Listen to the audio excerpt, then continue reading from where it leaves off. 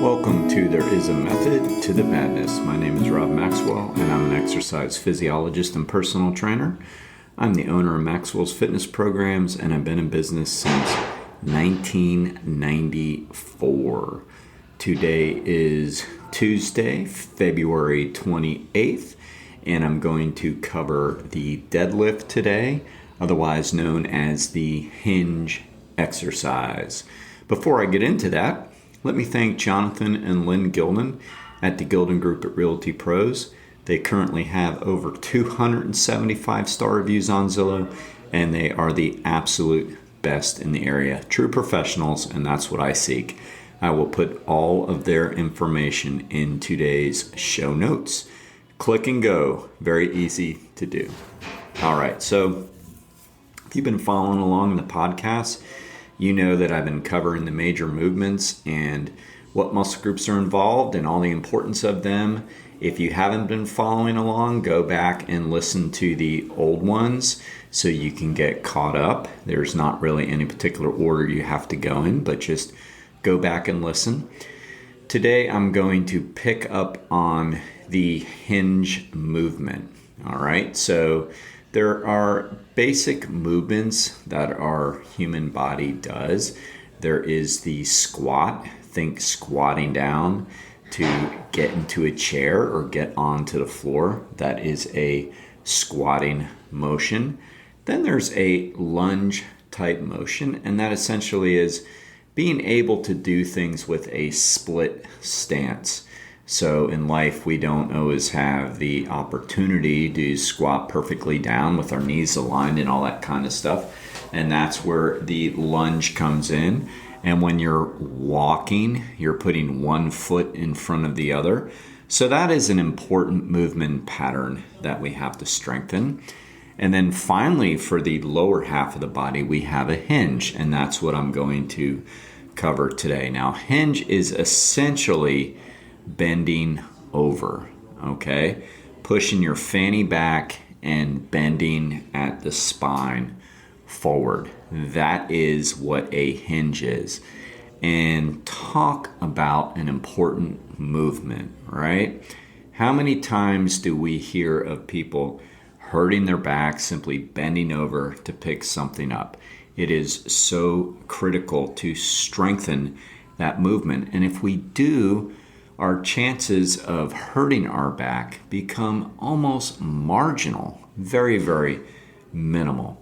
When I worked with Dr. Mike Fulton for many years, who is the famous orthopedic who does sports medicine and does not believe in surgery, he showed me a statistic once that said 90% of those who were told needed back surgery for injuries were able to rehabilitate for strengthening and never need the surgery. All they needed to do was strengthen that movement of the lower back. Here's another nice statistic for you. 80% of lower back injuries happen because of weakness to the lower back. One of the things that drives us a little bit bananas in our industry of sports medicine is we hear, strengthen the core, and all anybody ever thinks of essentially is crunches or maybe plank. Well, that's great, but really the most important area to strengthen of the, quote, core is the erector spinae, the lower back muscles. That's what we need to strengthen. You can do all the abdominal work in the world, and if you're not strengthening your lower back, you are just as vulnerable to hurt your lower back as you would be if you did nothing. Perhaps even more, because you're going to get an imbalance of your anterior abdominal muscles taking over, which puts you in a posture of what we call kyphosis, pulling you forward, and so you're even more likely to hurt your lower back. So the most important thing to do if you don't want to hurt your lower back is to do hinge exercises and strengthen that whole posterior chain. All right? Excuse me. So I'm going to be picking up on that here in 1 second. I just want to make sure that you understand that the other movements we're going to be talking about, and I've talked about some, is upper body pushing. We've already covered that one. Upper body pressing, that's overhead. And then vertical pull, and then horizontal pull. Okay? So we have vertical pull, horizontal pull, vertical pressing, horizontal pushing, hinge, squat, lunge. If we cover those areas, and rotation, can't skip rotation. If we cover those areas, we're going to have a nice, strong body, okay? Making the body work in unison together. All right, so the hinge. First, let's talk about what muscles are involved in the hinge movement. Of course, lower back, but when we do a proper hinge, we actually want to try to deactivate the lower back to a great extent. We really want the majority of the movement coming from the glutes and hamstrings. So the glutes are your largest muscle group in your entire body, and your hamstrings are tied for second along with your quads. So these are like really strong, powerful muscle groups. Now, your erector spinae or spinal erectors, which is what you think of as your lower back muscle, they're actually some of the smallest muscle groups in your body.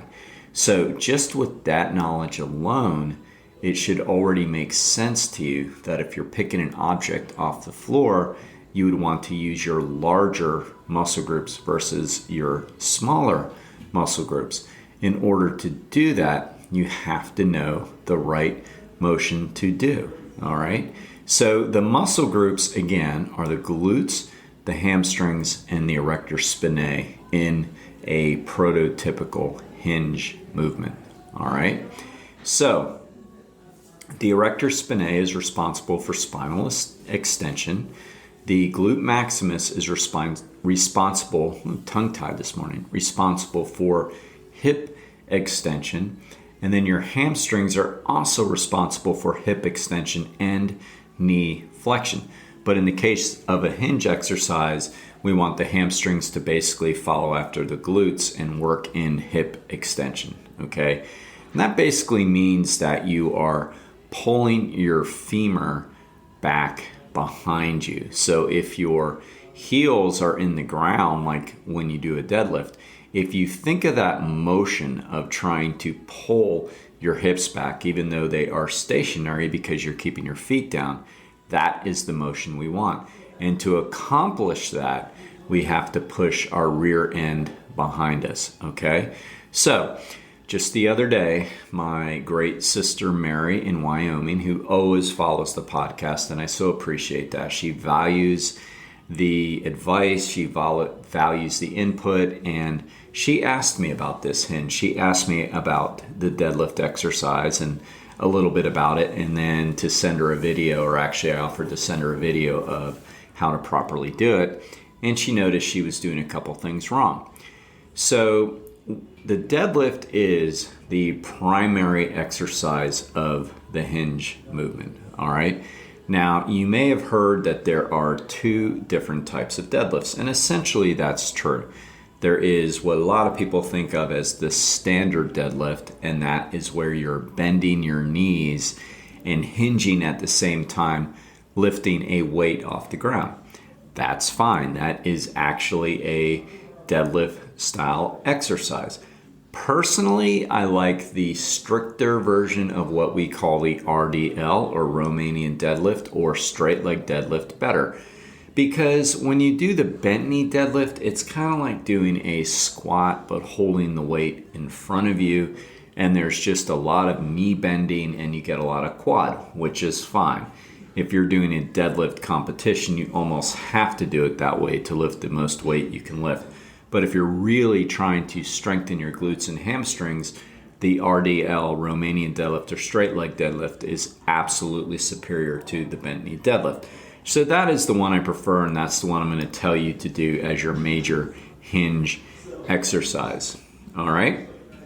Now, when we do this exercise, we have to make sure that we're pushing our fanny back behind us, kind of like we're trying to close our car door with our butt, and not just bending forward at the spine. Now, as a trainer, it's one of the hardest exercises to help people with, because from the naked eye, from the outside looking in, we can't tell if you're 100% doing it right or not, because doing it perfectly right and doing it kind of right look almost identical because you're bending forward. Now, if you're bending forward without pushing your butt back, that is the wrong way to do it. It's not awful, but it is the wrong way to do it. And it looks so much like bending forward, pushing the butt back. So from our perspective, we're kind of looking at it and going, well, that looks right.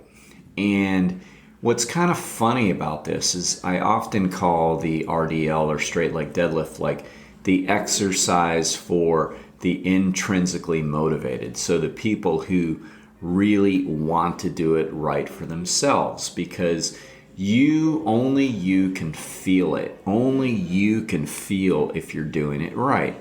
And for the intrinsically motivated folks, they want to do it right because they know if they're feeling it in the right places, they're going to get stronger. They're not going to get the praise and all this for lifting a lot of weight and all this kind of stuff. So, they, don't care, and they're just trying to do it correctly. Now, when people are more extrinsically motivated, and we know, as trainers, we know, who's the carrot, who's the stick, who's intrinsically motivated, who's extrinsically motivated, and who's somewhere in between. So we know after a couple workouts where your motivation is. So it's pretty easy to figure out.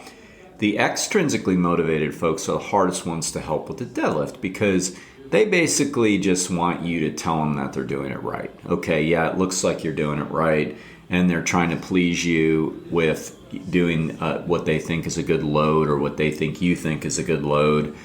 And they're oftentimes just going through the motions unless you're telling them they're doing something wrong. So they become harder to train on the RDL. And I only bring all this up so you can get the point that only you know. It's one of those types of exercises that you have to feel it as you do it. You have to feel it. And you're going to feel it if you're doing it right. If you're feeling it in your hamstrings and glutes predominantly, most likely you are doing it right. If you're feeling your lower back, most likely you're doing it wrong. You have to feel that. So when you're doing a Romanian deadlift, you're holding the dumbbells or barbell. Personally, I prefer dumbbells in your hands in front of you with an overhand, what we call pronated grip. That's just an overhand grip where your palms are facing your shins, okay? You're hinging forward. I don't want to say bending. You're hinging forward, keeping your back as flat as humanly possible. A slight knee bend, maybe 10 to 20 degrees, and you're pushing your fanny back until you feel a deep stretch in your hamstrings and you feel some tension on your glutes. Your heels should be anchored in the ground, nice and sturdy, and you can almost lift up on your toes a little bit. You go down as far as you can and still maintain a flat back in a hinge position. That's going to be a little different for everybody. And then you return to almost full lockout, but not complete lockout. You keep a little bit of tension on the glutes, keeping your chest up, and then you return and do it again. That is your Romanian deadlift, your straight leg deadlift, your hinge exercise. Only you know if you really felt it in the appropriate place. If you go down slower versus faster, most likely you're going to feel it in the right place. All right, so that is the compound movement of the hinge. Now, when you want to strictly work your lower back, that's when we would use the lower back machine, which is a great machine. It's one of the better machines we have. A lot of people have. It's just a back extension machine. Or you can do what's called hyper extensions off of like a typical Roman chair.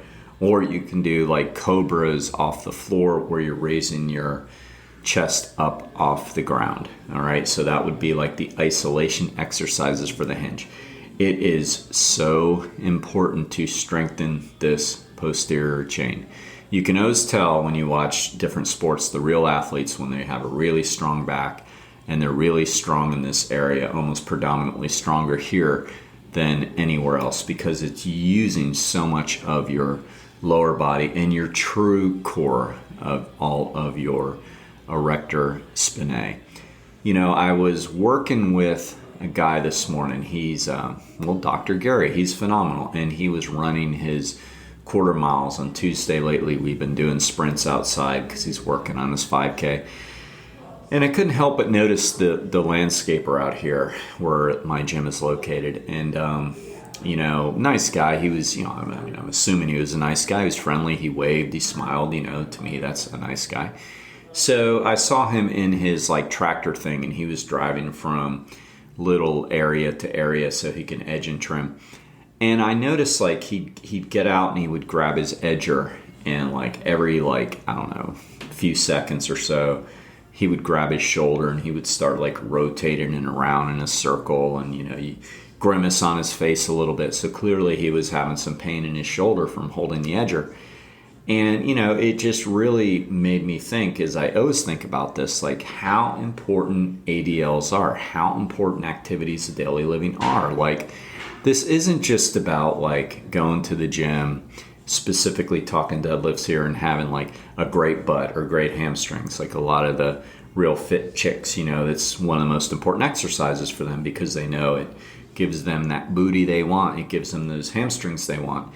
And that's great. Nothing wrong with that. But we also have to think like the importance of these ADLs. It is absolutely so critical to keep our body strong. And this guy obviously has to make a living landscaping, or he wouldn't be landscaping. I mean, it's the way he makes a living. And what if you can't do it? Then you can't make your living. And all of this stuff can be so greatly benefited by strength training, okay? So take the motion of the overhead pressing. That's one of the main body functions that we have, right? So he was doing that rotation thing of his shoulder, indicating that he has shoulder pain.